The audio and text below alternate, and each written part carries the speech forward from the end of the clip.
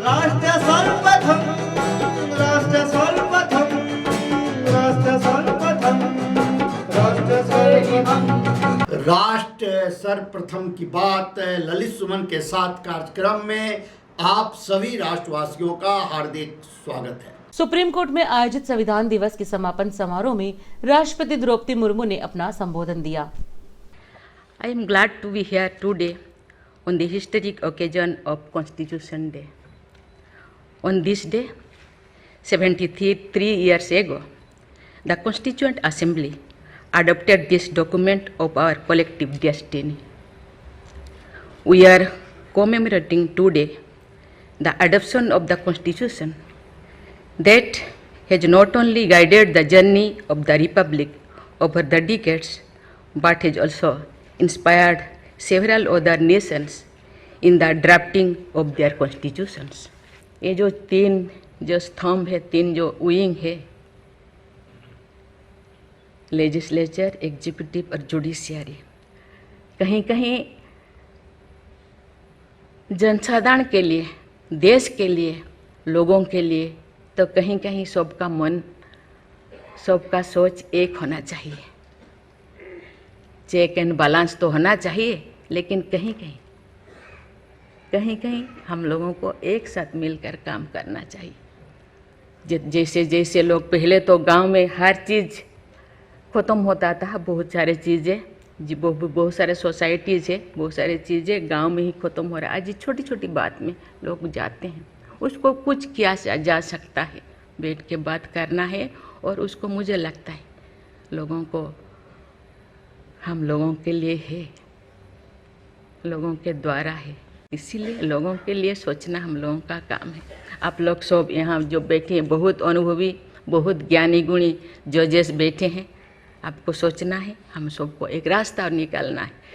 कि कहते हैं आजकल तो और ज़्यादा जेल बहुत सारे इतने ओवर क्राउडेड हो गए, और सारा बहुत सारे प्रिजन बनाना होगा। अरे हम ये आगे जा रहे हैं, हम विकास की ओर जा रहे हैं, फिर और ज़्यादा जेलें बनाने का ये क्या ज़रूरत है? कम करना चाहिए। मैं सब आपके ऊपर छोड़ रही हूँ, यहाँ लॉ मिनिस्टर है और आप सब जो जैसे, मैं अपने बात को अधूरा रखी, बाकी जो नहीं बोल रही हूँ वो चीज़ को आप समझिए। प्रधानमंत्री नरेंद्र मोदी ने शनिवार को सुप्रीम कोर्ट में संविधान दिवस समारोह में भाग लिया। इस दौरान उन्होंने ई कोर्ट परियोजना के तहत विभिन्न नई पहलों का शुभारंभ किया।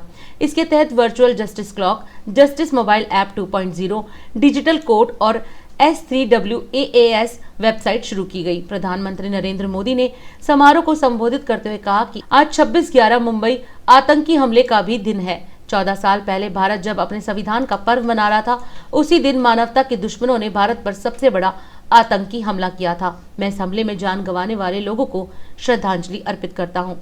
1949 में ये आज का ही दिन था जब स्वतंत्र भारत ने अपने लिए एक नई भविष्य की नींव डाली थी। इस बार का संविधान दिवस इसलिए भी विशेष है क्योंकि भारत ने अपनी आज़ादी के 75 वर्ष पूरे किए हैं। हम सभी अमृत महोत्सव मना रहे हैं। मैं आधुनिक भारत का सपना देखने वाले बाबा साहब आम्बेडकर समेत संविधान सभा के सभी सदस्यों को, सभी संविधान निर्माताओं को आदरपूर्वक नमन करता हूं। साथियों, आज 26/11 मुंबई आतंकी हमले का दिन भी है। 14 वर्ष पहले जब भारत अपने संविधान और अपने नागरिकों के अधिकारों का पर्व मना रहा था, उसी दिन मानवता के दुश्मनों ने भारत पर सबसे बड़ा आतंकवादी हमला किया था। मुंबई आतंकी हमले में जिनकी मृत्यु हुई, मैं उन्हें अपनी श्रद्धांजलि अर्पित करता हूं। साथियों, आज की वैश्विक परिस्थितियों में पूरे विश्व की नजर भारत पर है। भारत के तेज विकास, भारत की तेजी से बढ़ती हुई अर्थव्यवस्था और भारत की मजबूत होती अंतर्राष्ट्रीय छवि के बीच दुनिया हमें बहुत उम्मीदों से देख रही है। हमारे संविधान के प्रेम्बल की शुरुआत में जो वी द पीपल लिखा है, ये सिर्फ 3 शब्द नहीं है। वी द पीपल एक आह्वान है, एक प्रतिज्ञा है, एक विश्वास है। संविधान में लिखी ये भावना उस भारत की मूल भावना है जो दुनिया में लोकतंत्र की जननी रहा है।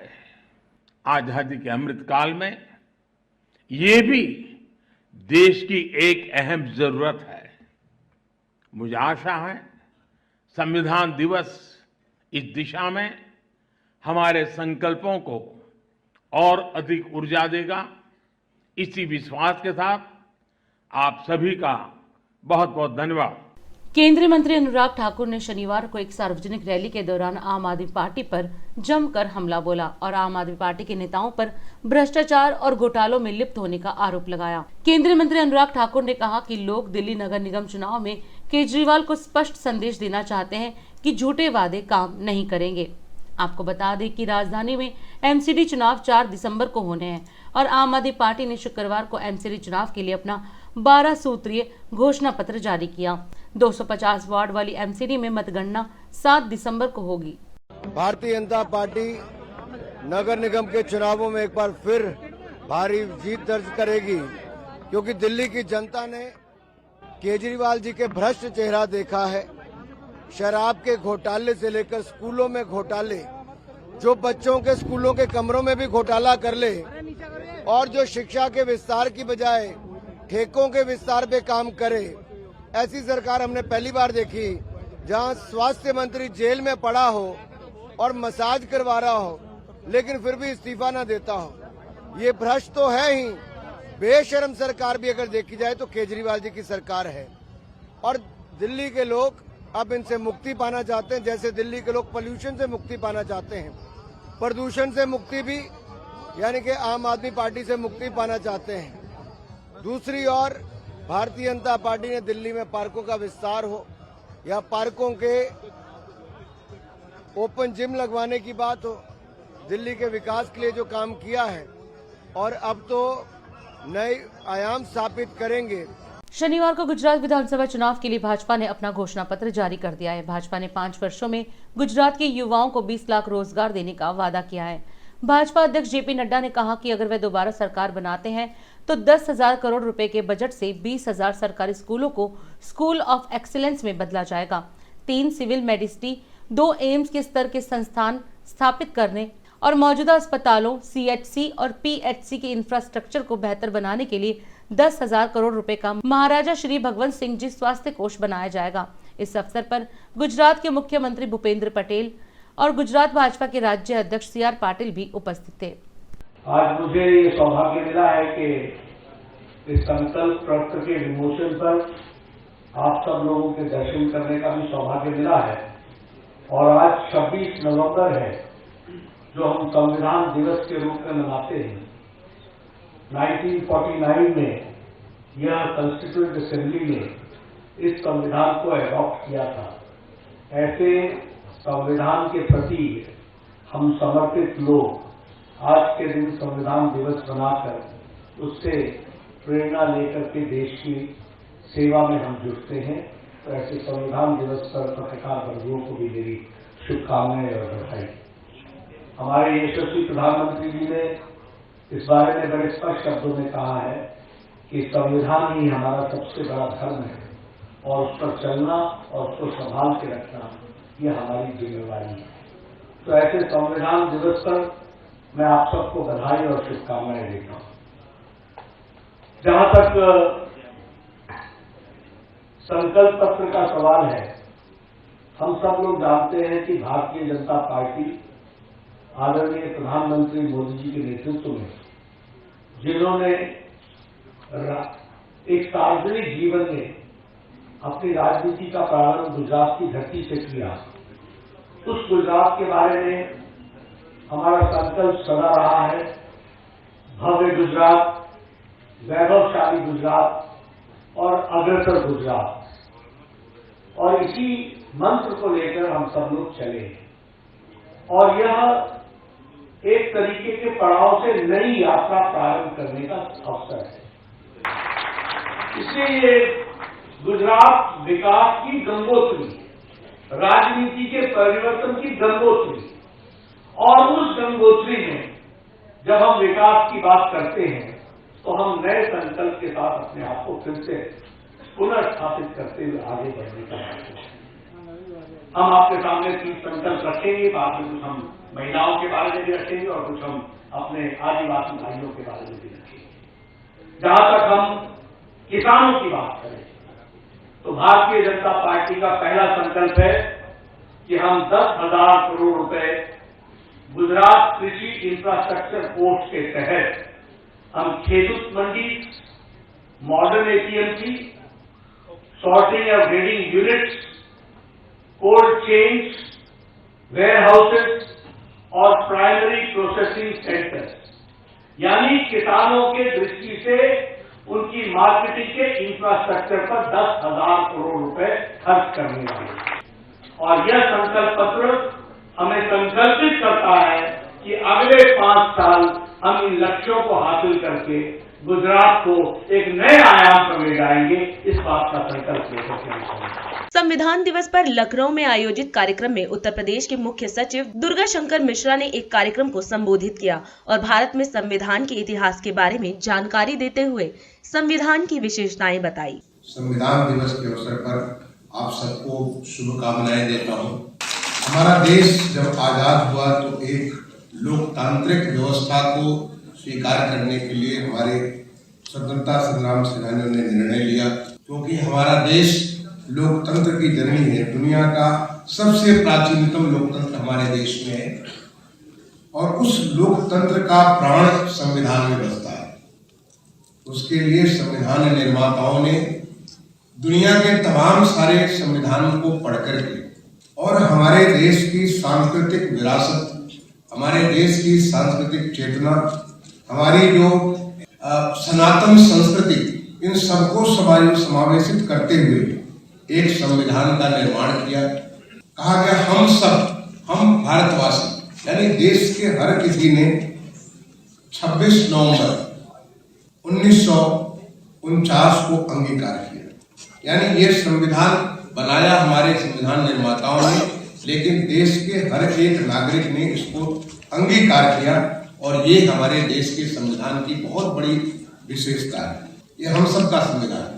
इस संविधान को लागू करने के लिए जो हमारा लोकतंत्र का मंदिर संसद है, और उसी संसद को प्रणाम करते हुए हमारे माननीय प्रधानमंत्री जी ने घोषणा की कि हम 26 नवंबर को हर वर्ष 2015 में घोषणा की और पहला इसका शुभारंभ किया गया 26 नवंबर 2015 को हम संविधान दिवस बनाएंगे और याद करेंगे संविधान में जो हमें मूल कर्तव्य दिए गए हैं, जो हमें अधिकार प्राप्त है, जो हमें जिस प्रकार से अपनी व्यवस्था को, इस व्यवस्था को जो चिरंतन चलने वाली व्यवस्था को कैसे हम लोग लेके चलेंगे, उन सारी चीजों को याद करेंगे।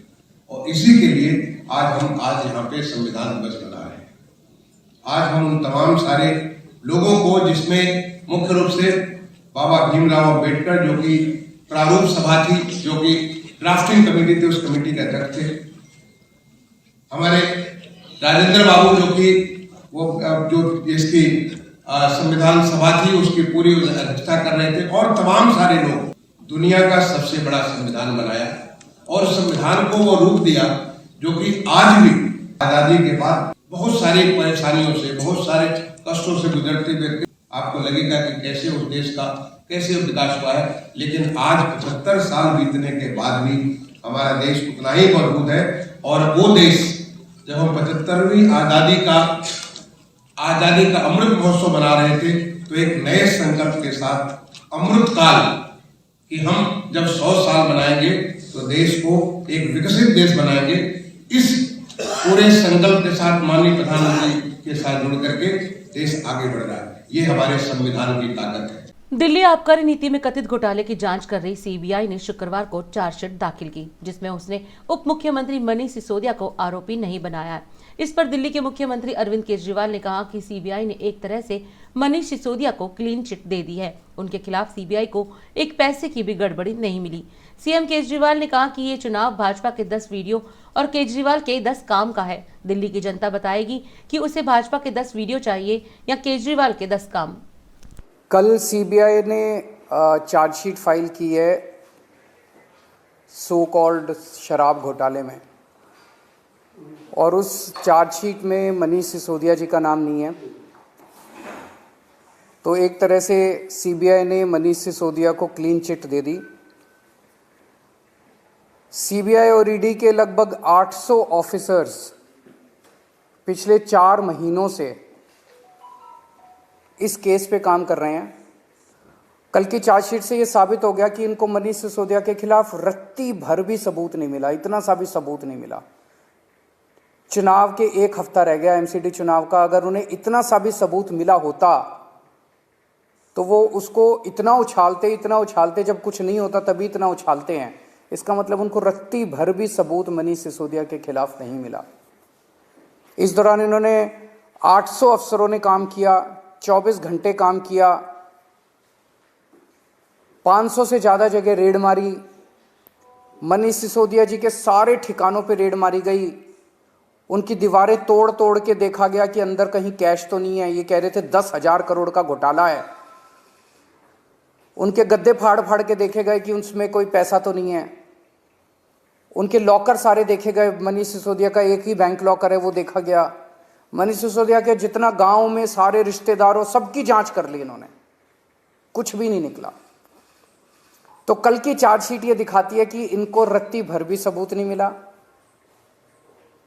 और ये जो कह रहे हैं कि अभी जांच जारी है और एडिशनल सप्लीमेंट्री चार्जशीट आ सकती है।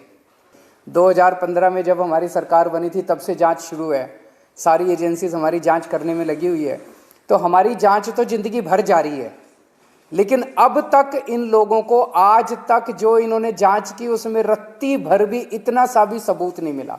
आज हम गर्व के साथ पूरे देश के सामने कह सकते हैं केजरीवाल कट्टर ईमानदार है, हमारी पार्टी कट्टर ईमानदार है, और हमारे खिलाफ इन लोगों ने पूरी जांच कर ली। हमारे खिलाफ जरा सा भी सबूत ये लोग नहीं ला पाए। भारतीय राजनीति के अंदर एक भी नेता आज ऐसा नहीं है जो खड़ा होकर कह दे कि मैं कट्टर ईमानदार हूं। मैं बीजेपी के नेताओं को चैलेंज करता हूं, कोई खड़ा होकर कह दे वो कट्टर ईमानदार है। इतनी हमारी जांच कर ली, इतनी जांच कर ली, सारी फाइलों की जांच कर ली, सारे अफसरों को लगा दिया, सारी एजेंसीज को लगा दिया, ये कुछ नहीं निकाल पाए आज तक। केवल शराब घोटाला नहीं, किसी केस में कुछ नहीं निकाल पाए। भाजपा के 10 वीडियो बनाम केजरीवाल के 10 काम। जनता को तय करना है कि वो उनको भाजपा के 10 वीडियो चाहिए या केजरीवाल के 10 काम चाहिए, केजरीवाल की 10 गारंटी चाहिए। 4 तारीख को चुनाव है। 4 तारीख को दिल्ली की जनता, मेरे को कुछ कहने की जरूरत नहीं है, दिल्ली की जनता इन सारे वीडियोस का जवाब दिल्ली की जनता दे देगी। आप कहीं जाए नहीं, अभी एक छोटा सा ब्रेक के बाद हम फिर लौटते हैं और आपसे बात करेंगे। This program is sponsored by Shreya furnishing, unit of Nirmal's. 7 दिन आपकी सेवा में। हमारे यहाँ कम से कम दाम पर कपड़े उपलब्ध हैं। Empowered by Kamal Buildtech Private Limited, fulfilling promises. With our professional team and experience of delivering projects, in past we guarantee you peace of mind and top quality work in an affordable price. 1999 से प्रकाशित 2022-23 में भी पढ़ें राष्ट्र, प्रदेश, जिला, गांव की जमीनी खबरें व समीक्षा। आप भी जुड़े सकारात्मक मीडिया टीम से। प्रिंट, वेब, सैटेलाइट मीडिया का सकारात्मक टीम का हिस्सा मदर इंडिया पत्रिका के माध्यम से बने। 27वें वर्ष में आपकी लोकप्रिय समाचार पत्र इंडिया दर्पण का प्रवेश। आप भेजते रहे अपने क्षेत्र की खबरें।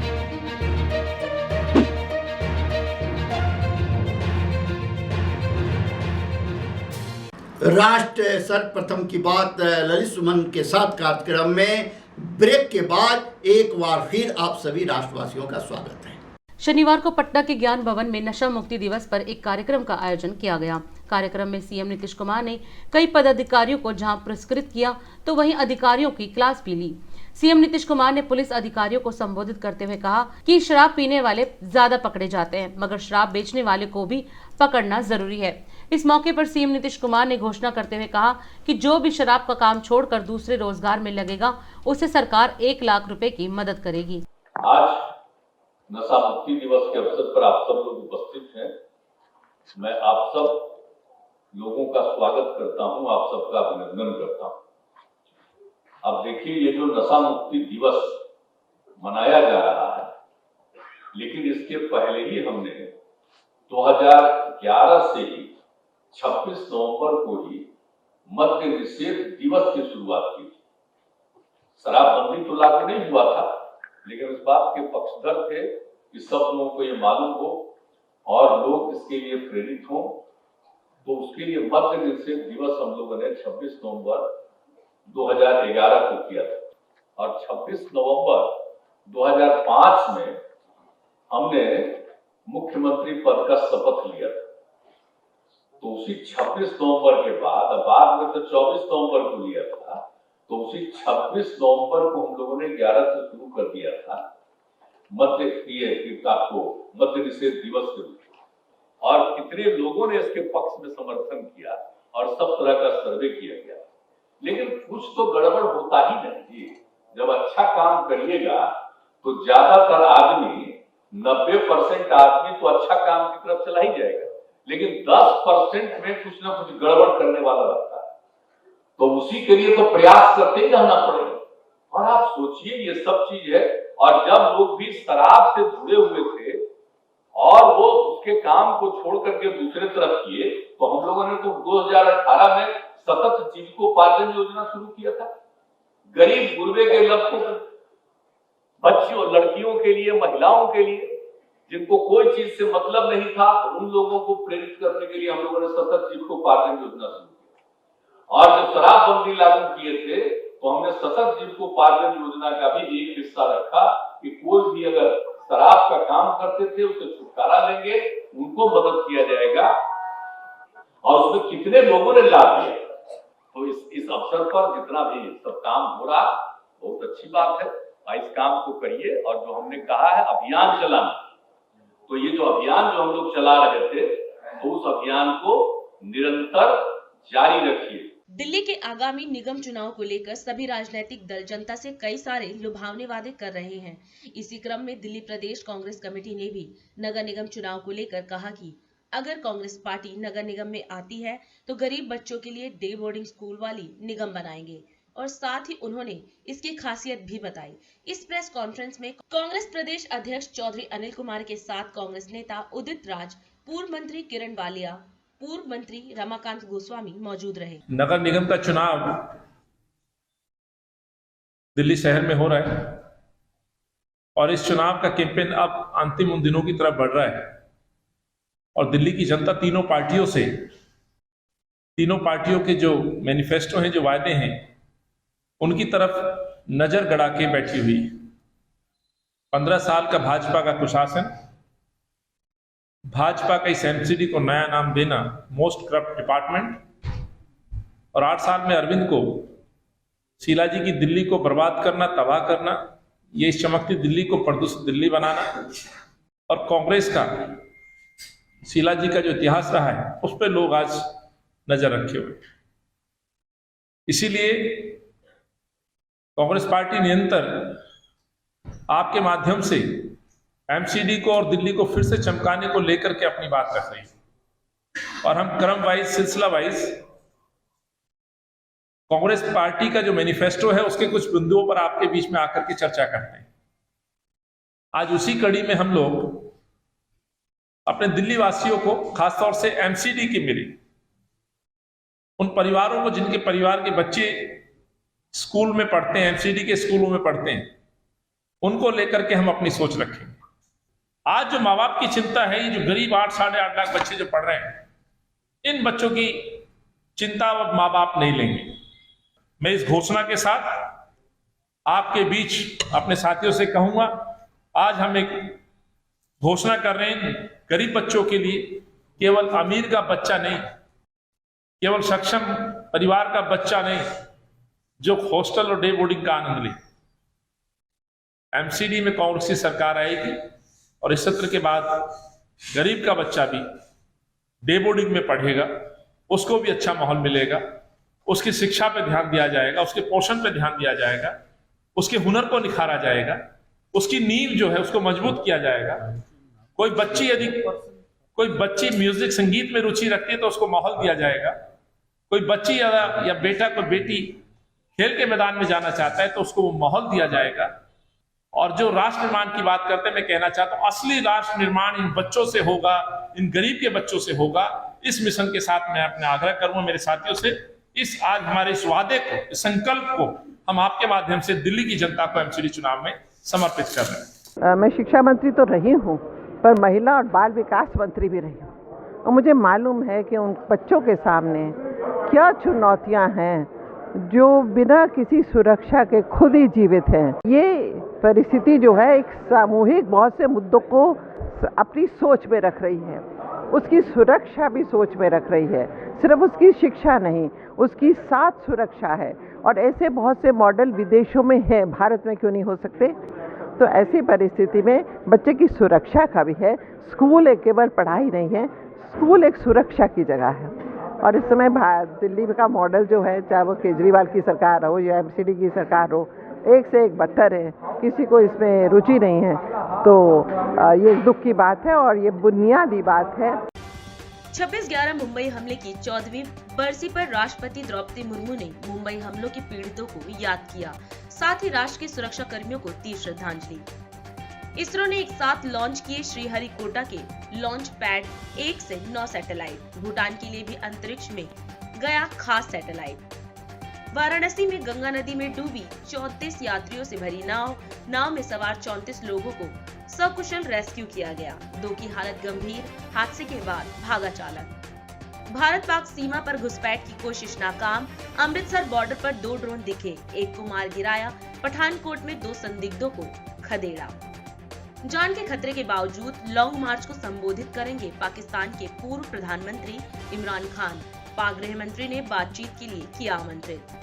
26 नवंबर 2008 को आज ही के दिन दिल्ली, भारत की आर्थिक राजधानी मुंबई, आतंकियों की तड़तड़ाती गोलियों से 160 लोगों की हुई मौत और 300 से ज्यादा हुए थे घायल। पूर्व विधायक और कांग्रेस नेता आसिफ खान गिरफ्तार। दिल्ली पुलिस के एसआई को दी थी धमकी। 2003 के बाद पहली बार डेविस कप के फाइनल में पहुंचा ऑस्ट्रेलिया। सेमीफाइनल में क्रोएशिया को हराया। उत्तर प्रदेश के उप मुख्यमंत्री केशव प्रसाद मौर्य की शैक्षिक योग्यता को लेकर दायर याचिका खारिज। आरजेडी प्रमुख लालू प्रसाद यादव इलाज के लिए सिंगापुर रवाना। तेजस्वी समेत परिवार के अन्य लोग भी उनके साथ। अभिनेता विक्रम गोखले का 80 वर्ष की उम्र में निधन। पुणे में आज ही होगा अंतिम संस्कार। 10 नवंबर से राष्ट्र सर्वप्रथम की बात DID न्यूज चीफ ललित सुमन के साथ देखें प्रतिदिन रात 9:30 बजे नेशनल टीवी चैनल सर्वधर्म संगम पर। भेजें अपने राज्यों की खबरें सकारात्मक मीडिया टीम को 9910886465 पर। और अधिक खबरों के लिए आप हमारे YouTube चैनल दैनिक इंडिया दर्पण को अभी सब्सक्राइब करें और नोटिफिकेशन के लिए बेल आइकन को प्रेस करना ना भूलें।